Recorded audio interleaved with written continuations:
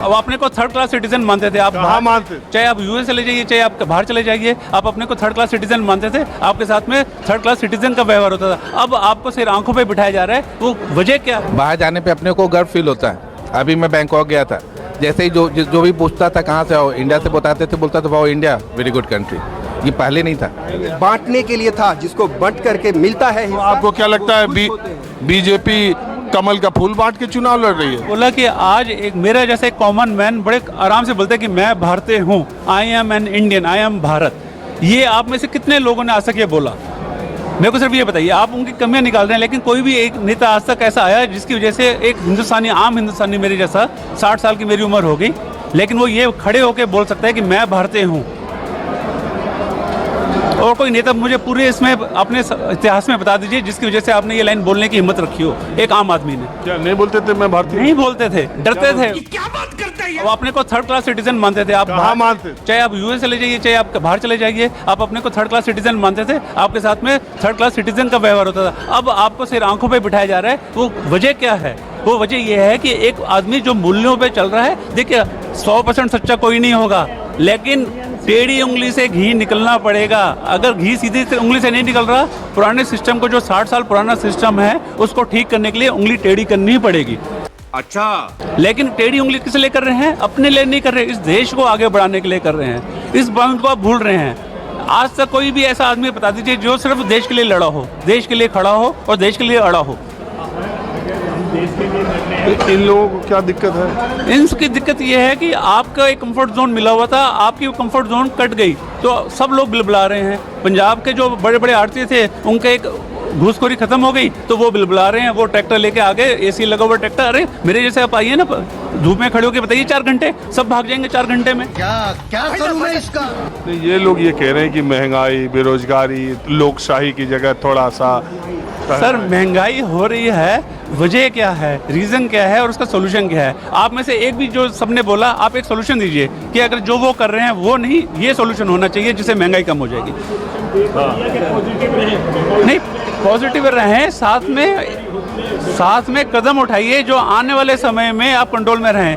पूरा विश्व इस टाइम पे रिसेशन में गुजरेगा, आने वाले 10 साल में वो डूब के खत्म हो जाएंगे कंट्री। आपकी कंट्री खड़ी रहेगी अपने पैरों पे। उसकी वजह क्या है कि कुछ नीतियां हैं जो कई लोगों को कड़वी लगेगी, लेकिन कुछ आदमी हैं, एक थिंक टैंक है जो उस नीतियों पे अड़ा हुआ है कि हमें आने वाले 10 साल का सोचना है, आज के लिए नहीं सोचना है, आने वाले 10 या 20 साल का। आप कहाँ के ज्ञानी बाबा? आप भी कुछ बोलना चाहते हैं? बोलेंगे कि मोदी जी ही आएंगे और आना चाहिए। देश की तरक्की अभी आप देख रहे हैं, पहले का क्या हाल था, आज का क्या हाल है। पहले महिलाएं कितनी सुरक्षित थी, आज कितनी सुरक्षित है। ये सारी चीज़ें, देश कितना सुरक्षित है। बाहर जाने पे गर्व फील होता है। बाहर जाने पे अपने को गर्व फील होता है। अभी मैं बैंकॉक गया था, जैसे ही जो भी पूछता था कहाँ से आओ, इंडिया से बताते थे, बोलता था wow India very good country. ये पहले नहीं था।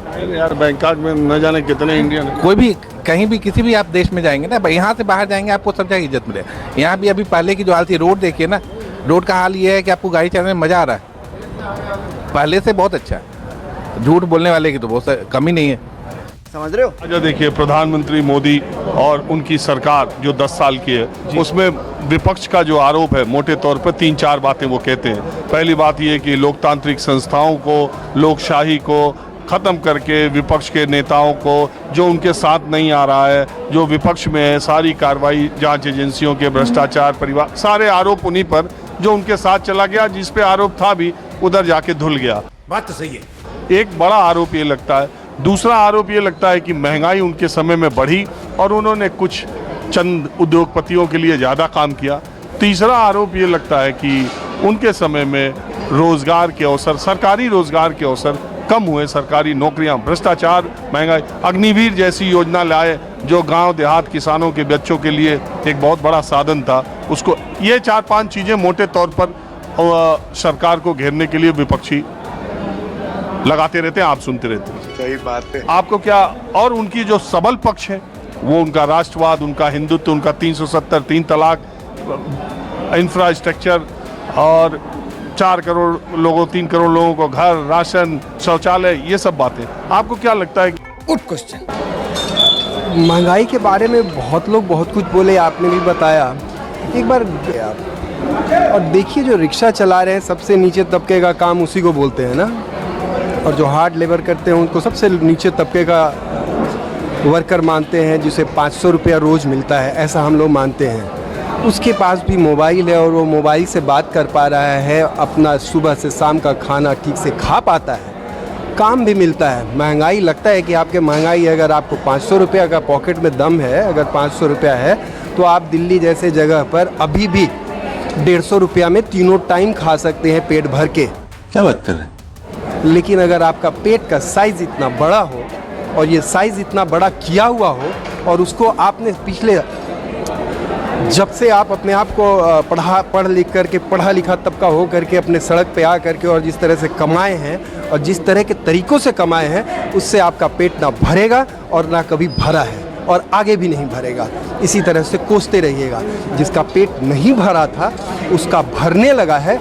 इसकी तकलीफ़ जिसका भर नहीं पाएगा उसको हमेशा रहेगा। क्या कहना क्या चाह रहे हैं भाई आप?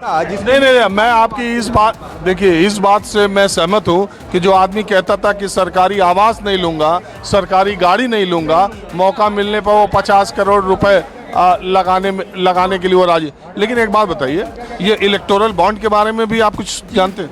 इलेक्टोरल बॉन्ड में बहुत सारा पैसा इधर से उधर आया है, इसको मिला उसको मिला। देश में ये पहली बार हुआ, किसको कितना मिला ऐसा कोई नहीं है जिसको नहीं मिला, और जिसको भी मिला किसी को कम मिला, किसी को ज़्यादा मिला। पहली बार इस देश में ऐसा हुआ कि पता चला कि पैसा ऐसे भी मिलता है। मैं तुम्हें अभी समझाता हूँ। कैसे पता चला? इसी ये प्रोसेस था ना, जिसके एक नंबर। कैसे पता चला? बैंक में आया। सरकार ने उसको छुपाने की पुरजोर कोशिश की। छुपा भी नहीं सकते थे। नहीं, नियम था छुपाने का। नियम कैसे था? सुप्रीम कोर्ट ने बोला ना, दिखाना तो पड़ा ना। तो क्या बोला SBI ने? टाइम लिया, दिखलाया। नहीं, सरकार ने अपनी पूरी ताकत लगाई कि ये सच बाहर ना आए, लेकिन इसके बावजूद सुप्रीम कोर्ट के फटकार की वजह से ये सच बाहर आया।